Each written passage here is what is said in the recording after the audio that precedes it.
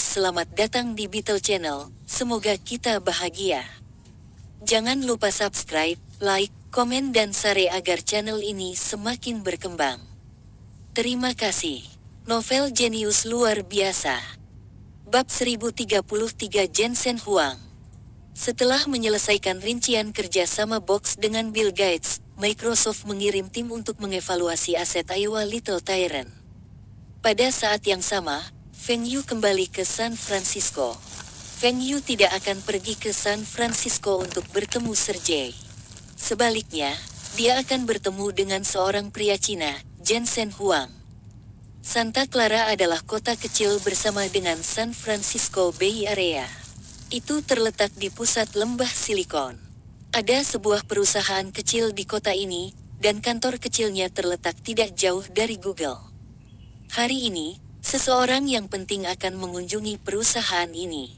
Ten, Feng, senang bertemu denganmu. Huang Jensen berkata dalam bahasa Mandarin. Tapi bahasa Mandarinnya memiliki aksen yang aneh karena dia adalah orang Taiwan dan telah bermigrasi ke AS sebelum dia berusia 10 tahun. Senang bertemu dengan kamu juga. Siapa dua orang ini? Feng Yu menatap dua bule di samping Huang Jensen. Ini Chris, dan ini Cutis. Mereka adalah mitra saya. Hai. Feng Yu tersenyum sambil menjabat tangan mereka. Ini semua adalah elit, dan Feng Yu masih membutuhkan mereka untuk menghasilkan uang untuknya. Kedua pasangan itu terkejut. Mereka tidak pernah menyangka orang terkaya kedua di dunia telah mengunjungi perusahaan mereka dan bahkan berjabat tangan dengan mereka. Ketika mereka bekerja dengan perusahaan lain di masa lalu, perusahaan tersebut biasanya akan mengirim orang nomor 3 atau nomor 4 mereka untuk bernegosiasi dengan mereka. Semua perusahaan itu tidak pernah berpikir tinggi tentang mereka. Tetapi Jensen Huang memberitahu Chris dan Cutis bahwa orang di depan mereka mengunjungi mereka untuk memberitahu mereka kabar baik. Jensen, saya terkesan dengan kalian bertiga karena telah mendirikan perusahaan yang begitu potensial. Ini tidak mudah. Apa yang telah kami capai tidak ada apa-apanya dibandingkan dengan Anda. Jensen Huang tidak sederhana.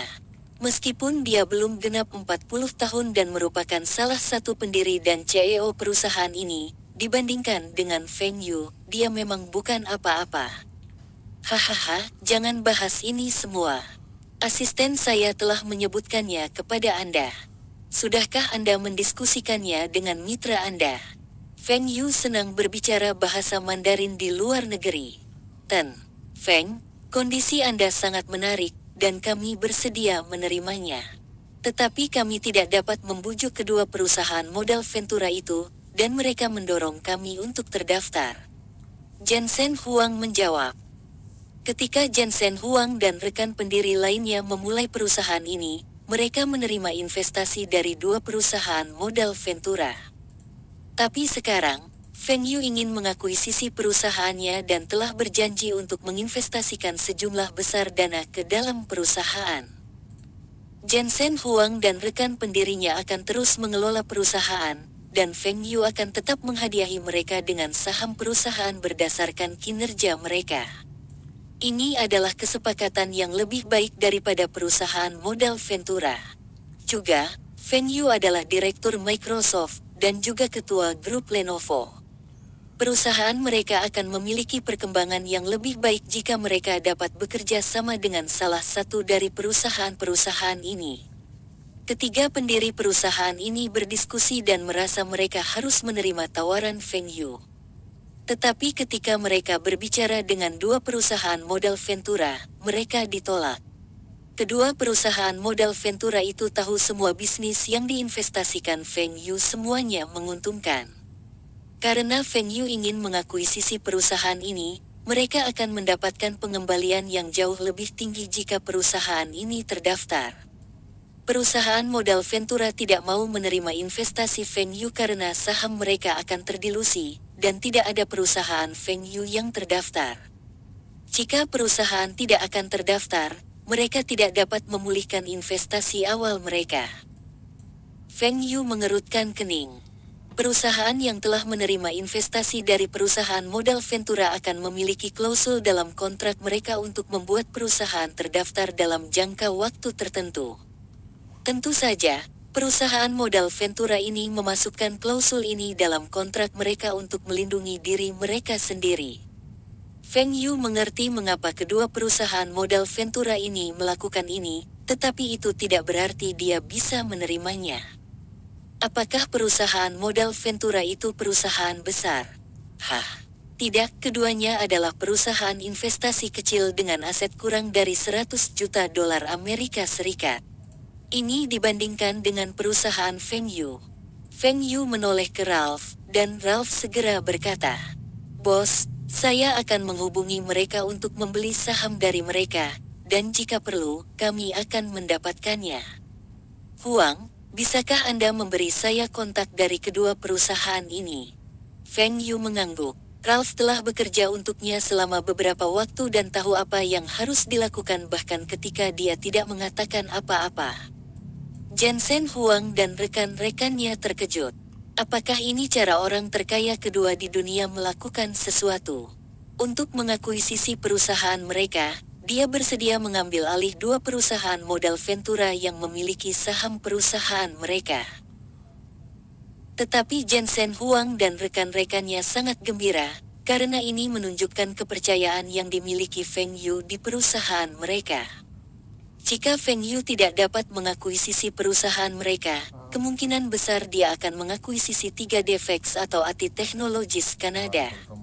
Ini akan membatasi perkembangan perusahaan mereka, dan saham mereka akan terjun bebas setelah mereka tercatat. Feng, Anda tidak akan kecewa dengan kami.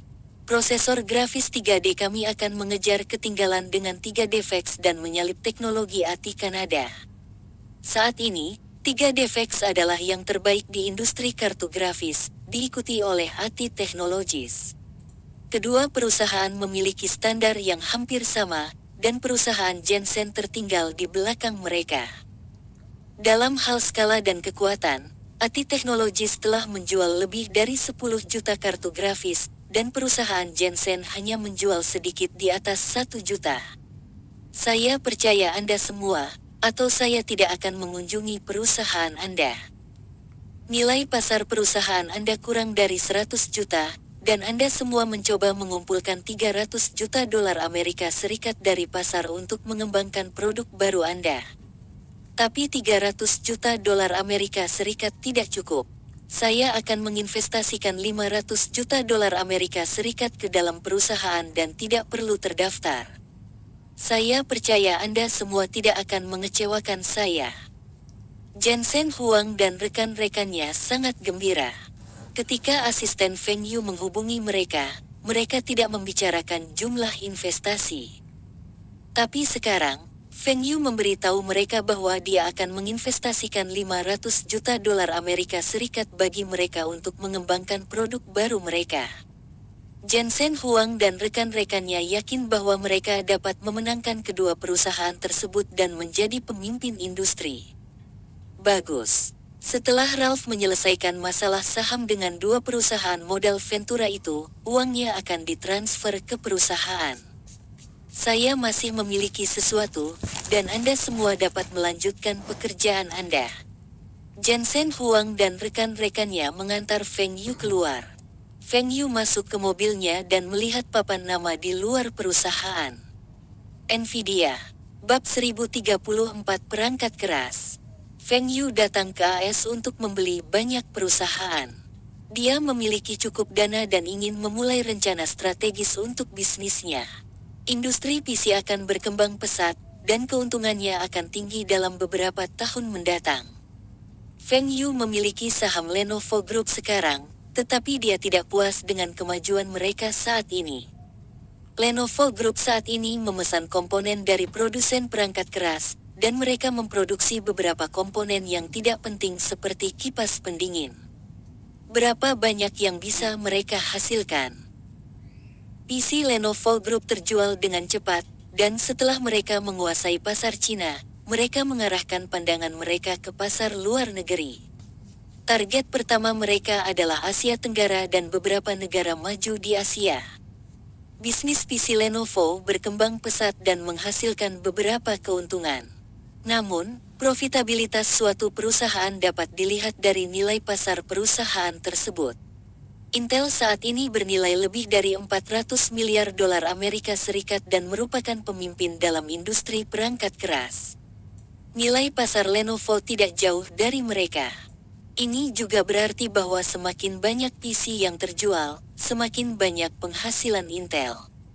Intel mengendalikan prosesor, komponen PC yang paling mahal. Mengapa Feng Yu ingin mengakuisisi Nvidia?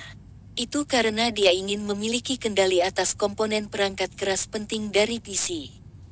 Ini akan menurunkan biaya Lenovo dan meningkatkan daya saing mereka. Rencana awal Feng Yu adalah mengakuisisi perusahaan yang memproduksi unit pemrosesan. Namun pasar dikuasai oleh dua produsen prosesor teratas, Intel dan AMD. Nilai pasar Intel lebih dari 400 miliar, dan AMD bernilai lebih dari 50 miliar. Feng Yu tidak mampu membeli atau membeli saham mayoritas di salah satu dari dua perusahaan ini.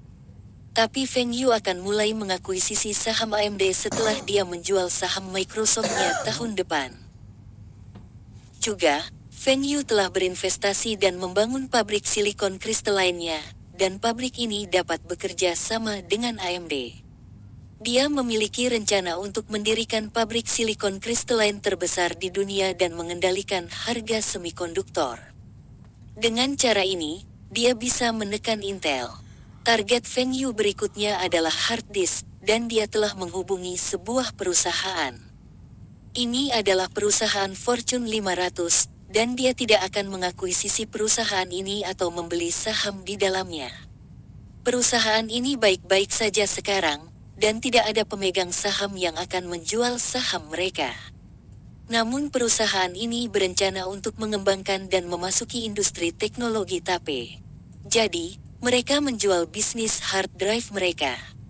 Feng Yu telah mengirim anak buahnya untuk berbicara dengan mereka sebelum dia datang ke AS, dan rencana awalnya adalah untuk membeli teknologi hard drive perusahaan ini, termasuk paten terkait.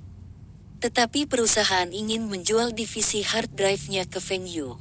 Ini termasuk produksi, pengembangan, penjualan, dan semua teknologi dan paten terkait sebagai satu paket. Atau yang lain, mereka tidak akan menjualnya. Perusahaan ini adalah kuantum dan akan sangat sukses di masa depan. Teknologi hard drive mereka cukup maju, dan mereka menginginkan harga yang wajar sebesar 120 juta dolar Amerika Serikat untuk divisi hard drive mereka. Ralph telah mengevaluasi divisi hard drive kuantum, dan nilainya sekitar 100 juta dolar Amerika Serikat.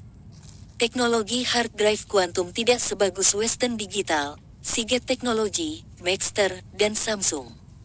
Namun, mereka berada di level yang sama dengan Hitachi dan Toshiba. Feng Yu puas dengan harganya karena dia menginginkan teknologinya. Dia akan membawa teknologi ini kembali ke China dan mendirikan pabrik untuk memproduksi hard drive. Feng Yu tidak akan menderita kerugian apapun karena Lenovo memerlukan hard drive untuk PC mereka, dan dia juga dapat menggunakan teknologi dari perusahaan ini untuk drive USB-nya. Lenovo telah membeli teknologi mouse dan keyboard, dan Feng Yu tidak perlu khawatir tentang itu. Elektronik Wind and Rain dan teknologi LCD Philips saat ini merupakan salah satu teknologi tercanggih di dunia, dan hanya beberapa perusahaan seperti Sony, Samsung, Panasonic yang dapat bersaing dengan mereka. Tetapi Feng Yu yakin bahwa beberapa perusahaan ini akan gagal karena dia memiliki rencana untuk memimpin perusahaan-perusahaan ini ke jalan yang salah. 1 minggu kemudian, Feng Yu membeli semua perusahaan yang dia inginkan. Meskipun dia telah menghabiskan banyak uang, dia merasa uangnya dihabiskan dengan baik. Feng Yu memutuskan untuk memulai revolusi PC dengan Lenovo Group. Mereka akan menurunkan harga desktop sebesar 20%, dan produsen PC tanpa dana yang cukup akan mendapat masalah. Jika produsen PC terus memproduksi PC, mereka mungkin tidak menghasilkan uang atau bahkan menderita kerugian. Tetapi jika mereka menghentikan produksi, semua upaya mereka selama beberapa tahun terakhir akan sia-sia. Ketika para produsen PC berada dalam dilema, Lenovo akan mengambil kesempatan untuk menjadi produsen PC terlaris di dunia. Dalam kehidupan Feng Yu sebelumnya, Lenovo akan menjadi vendor PC terbesar di dunia berdasarkan penjualan unit bertahun-tahun kemudian. Tetapi dalam kehidupan ini, Feng Yu akan mempersingkat waktu. Selama PC Lenovo memiliki spesifikasi yang lebih baik, penjualan mereka akan meningkat. Targetnya adalah menjadikan Lenovo sebagai produsen PC nomor 1 dalam 8 tahun. Tentu saja, untuk mencapai target ini, Feng Yu harus memastikan semua perusahaan perangkat kerasnya memiliki teknologi tercanggih di dunia dengan biaya paling murah. Langkah Feng Yu selanjutnya adalah mendirikan beberapa pabrik produksi besar di China untuk memproduksi produk perangkat keras ini. Ini juga akan mendatangkan pendapatan bagi China, dan biaya tenaga kerja China masih lebih rendah. Ada negara lain dengan biaya tenaga kerja yang lebih rendah, seperti Brasil, India, tetapi keamanan di sana cukup buruk. Feng Yu masih merasa negaranya adalah pilihan yang lebih baik. Tentu saja, Feng Yu akan mempertahankan pabrik di AS.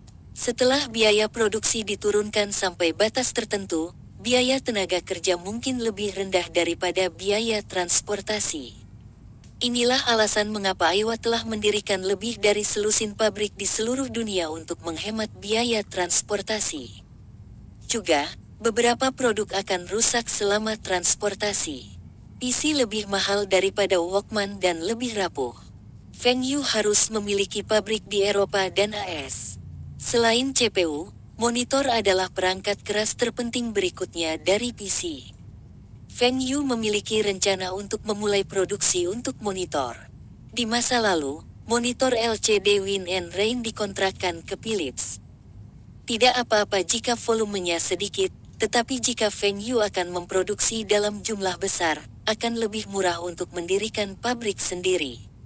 Tetapi pada saat ini, Feng Yu mengalami masalah.